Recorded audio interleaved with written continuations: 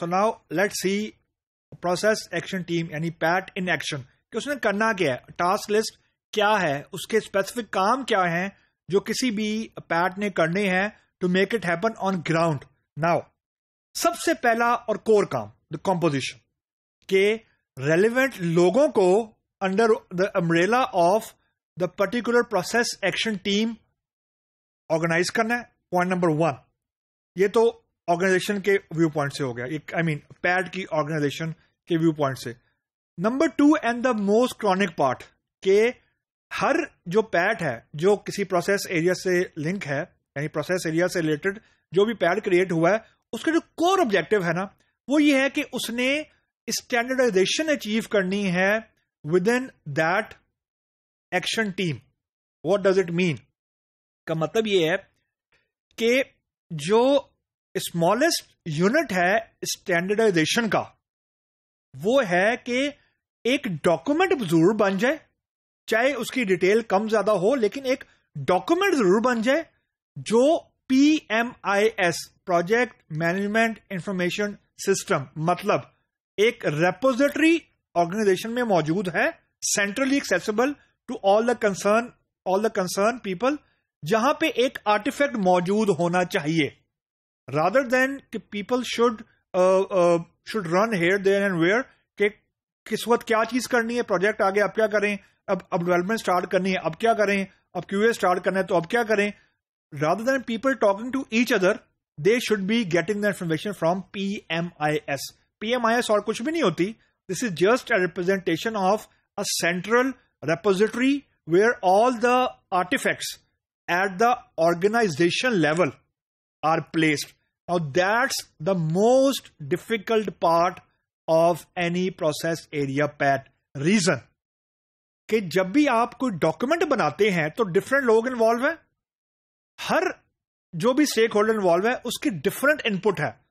तो प्रॉब्लम यहां पे आती है कि जब भी आप स्टैंडर्डाइजेशन करेंगे people have to change the way they have been working for the last year, for example, for the past years. So this is where the problem comes in कि जब आप लोगों को से ये buy in लेते हैं, लोगों से ये एग्रीमेंट करवाते हैं कि हाँ जी पहले हम XYZ तरीके से कर रहे थे, now we are going to do the same thing, not from XYZ, now it should be ABC. So this change in attitude and mindset need a lot of brainstorming. This is where actual human expertise comes in. मतलब जो PAT है उसके अंदर relevant process area के लोग तो obviously होते ही हैं, लेकिन इसके अंदर इंजीनियरिंग प्रोसेस ग्रुप EPG जो एक्चुअली उसको ड्राइव कर रही है उसका कोई ना कोई यानी सीनियर कोई ना कोई रिप्रेजेंटेटिव लाजमन मौजूद होता है। रीजन जो पैट की कॉम्पोजिशन है उसमें there has to be someone who should make the decision, क्योंकि चेंज जब आएगी तो पीपल विल रेजिस्ट, तो you need someone from higher management और from EPG to put his or her foot down. Now we have to do it. This is what we called management commitment. So core जो objective है ना, जो core काम करना है जिसको हम कहते हैं कि जी बेंचमार्क है कि ये अगर हो गया तो we will say process area is actually adapted, that is के we end up with having a standardized artifact available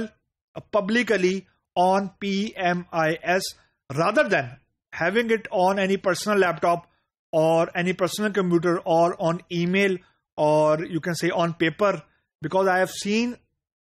certain companies which have their artifacts, I mean by artifacts I'm not saying requirement, I am saying design actually, okay, design document paper पे बने हुए हैं and they are actually in the cupboard, and I am talking real time, I am not talking something theory. So एक centralized जगह पे आपके artifacts मौजूद हों जो accessible हों 24/7 to the concerned people. बड़ी simple से इसकी example है कि आपने if you are able to achieve or if you are able to place software requirement specification for example, कि जब भी requirement gathering करनी है तो SRS का टेम्पलेट फॉलो होना है. इट डज नॉट मैटर कि SRS का टेम्पलेट कितना अच्छा है कितना बुरा है. रीजन, स्टैंडर्डाइजेशन में हर कंपनी डिफरेंट टेम्पलेट यूज करेगी, इम्प्लीमेंटेशन डिटेल हर कंपनी की अपना मसला है, लेकिन एसआरएस होनी जरूर चाहिए कि एसआरएस में यानी there should be some central document toward whom everybody else should see rather than talking to each other or rather than running here, there and where. So SRS is a classic example जो कि किसी भी पैट या process area team अगर requirement management का है तो उसका जो सक्सेस क्राइटेरिया ये कि they end up in having SRS on the publicly available PMIS within the organization.